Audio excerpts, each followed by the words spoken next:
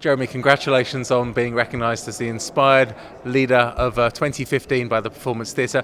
We've talked a lot here about followers and leaders. Is that the way you see the world? Well, I think the world is changing. So the binary between followers and leaders is becoming increasingly odd. Young people see themselves as participants in everything, right? They make media and content, they're making and contributing to the huge increase in political protest in the world. They're engaged in things like disintermediating the bank and funding their own lives through crowdfunding and peer-to-peer lending.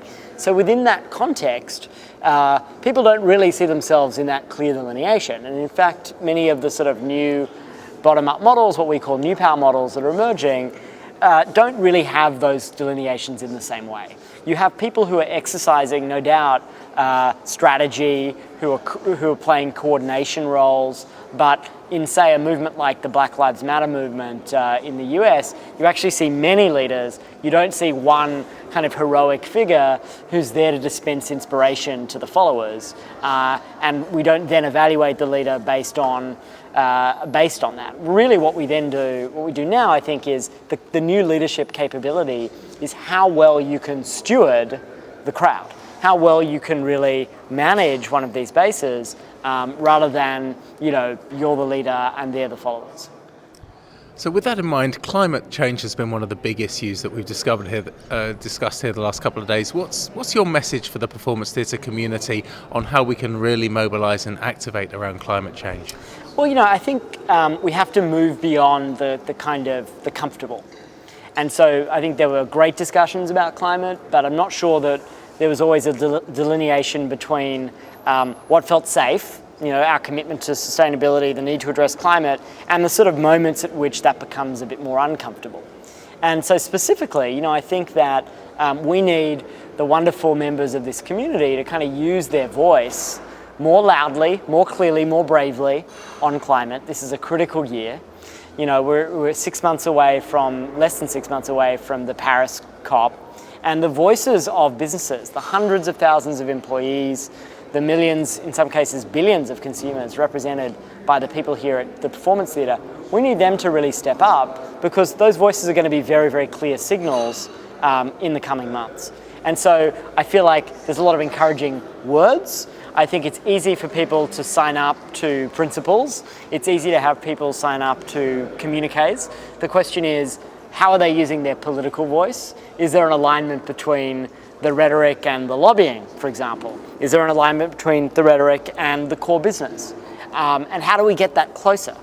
I also made the point that I think we need to do a better job of aligning what is already an incredible civil society movement and effort around climate in the lead up to Paris and what business could do.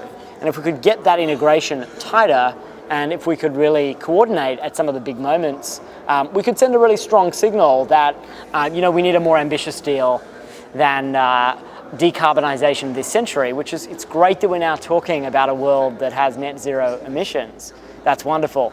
But the critical question for the future of the planet and for our species is by when? And so, most scientific consensus, the overwhelming scientific consensus, is that really we need to do that decarbonisation by mid-century. And that's actually the kind of crucible of a lot of these conversations. So we've heard from some great people over the last couple of days. What, in your mind, makes a great leader? Well, I think someone who can create and manage the disequilibrium that is required to make big change. And that's what I was saying earlier about the sort of discomfort.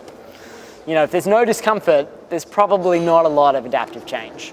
And everybody pats themselves on the back and says, terrific. You've said all the right things, and there's a vocabulary that we all use. So I think leaders create disequilibrium when, adaptive change is required, as Ron Heifetz and others have described in their work on leadership that I've been quite influenced by. So I think that's a really important frame. And then I think, the other thing to think about is today, leadership is your capacity to build an empowered crowd, and then to steward that crowd to really concrete change. And I think it's interesting, when you think about, even the most admirable hero leaders, some of like a Malala, she's going to need a crowd. She's going to need a constituency of millions, tens of millions of women and girls if her work is going to go beyond the sort of short-term impact of her incredible story. And that also goes for wonderful CEOs like Paul Pullman. They're going to need constituencies within their own companies, and the true test of their ability to be transformational figures will be, do lots of other CEOs follow, or do those other CEOs go, he's got that, right? And that to me is like where the rubber hits the road. Great. Well, thank you, Jeremy, and look, congratulations again on your ILA 2015. So honoured, and thank you so much, Jeremy.